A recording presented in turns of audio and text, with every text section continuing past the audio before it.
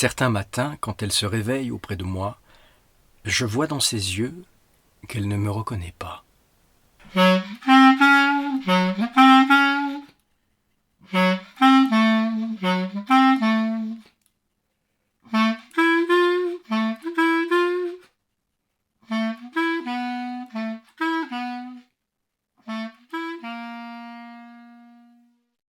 La revue Rue Saint-Ambroise et l'association Rue du Conservatoire vous proposent Un bouquet de coquelicots de Brice Gauthier. Lecteur Jean-Philippe Puymartin. Musique Charlie Nelson.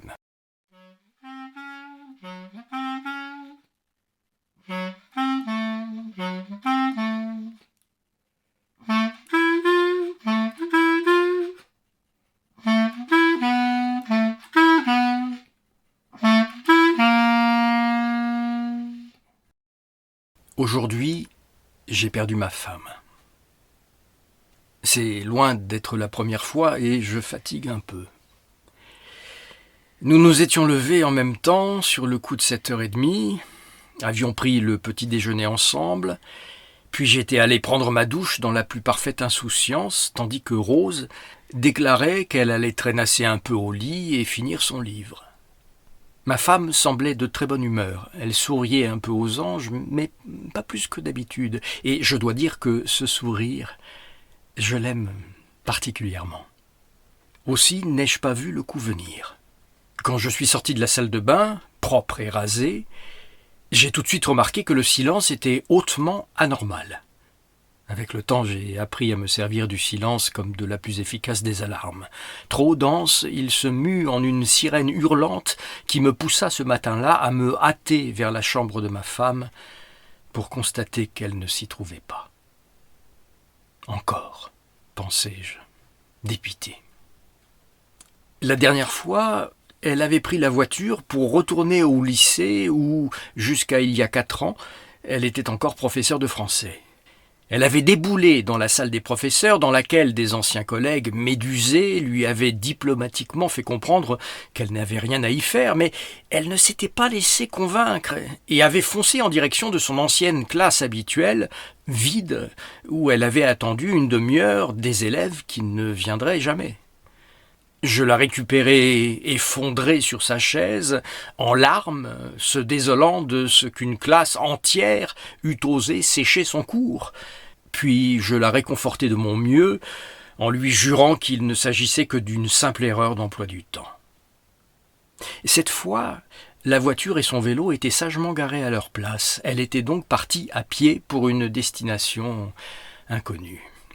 Rose n'a pas toute sa tête, certes, mais elle n'est pas idiote, ni dénuée de logique. Si elle a ressenti le besoin impérieux de quitter la maison, c'est pour une raison précise. Je dressai mentalement l'inventaire des destinations possibles, la mairie, où elle fut conseillère municipale pendant 12 ans, la boulangerie, l'épicerie, ou la maison d'une de ses copines, innombrables, même dans ce petit village de 1000 habitants à tout casser.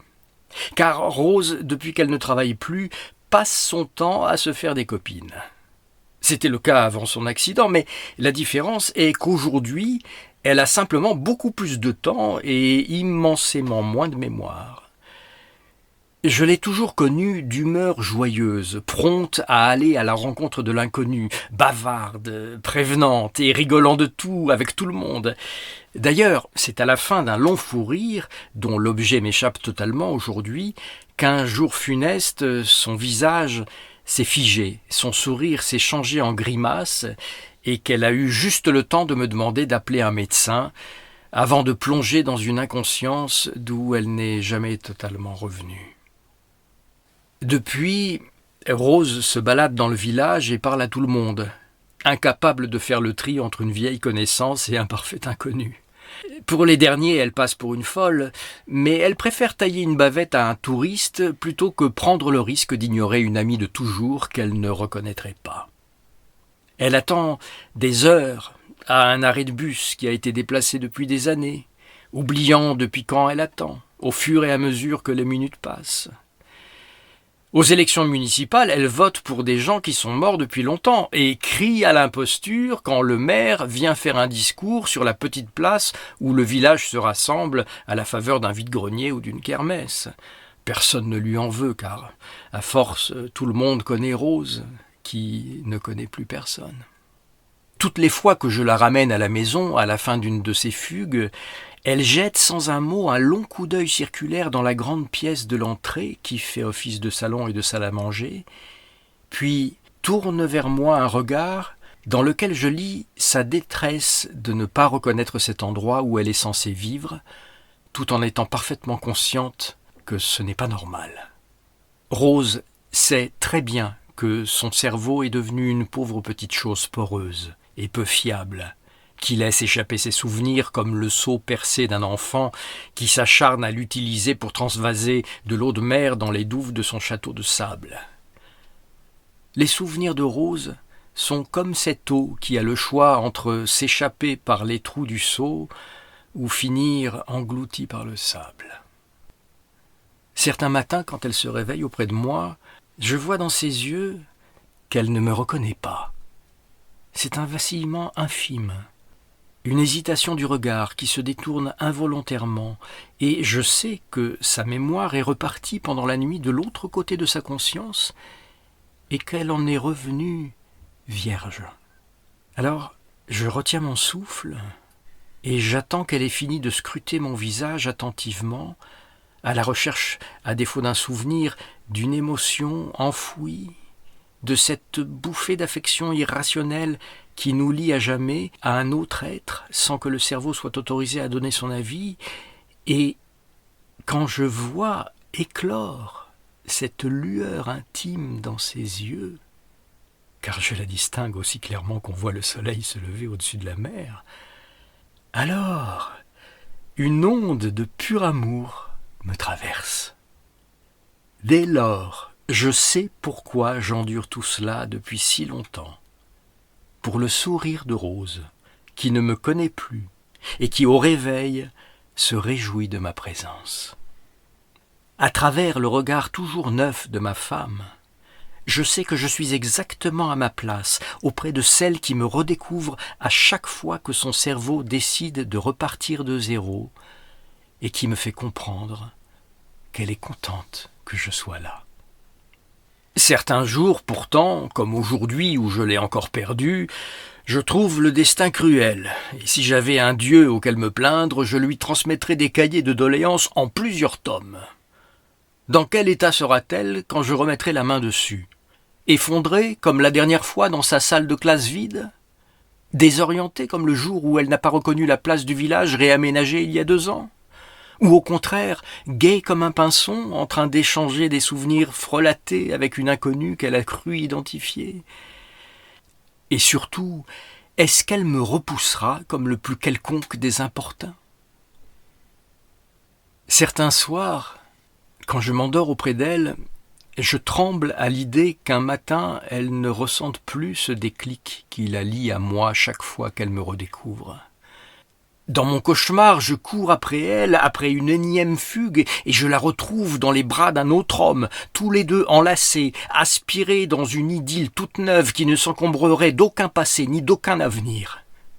Même quand je finis par la retrouver seule, toujours dans ce rêve de malheur, perdue dans une petite route de campagne ou apostrophant les institutrices de l'école que fréquentaient nos enfants, je ne peux repousser ce doute que tous les amants éperdus connaissent, ce doute qui vous fait redouter l'instant des retrouvailles, celui où vous saisirez dans les yeux de celle que vous aimez l'éclat d'un amour réciproque, où votre tension se relâchera enfin, et où vous vous autoriserez à vous laisser aller, à la serrer contre vous et à la réconforter, à poser vos lèvres sur ses cheveux, puis à la ramener à la maison.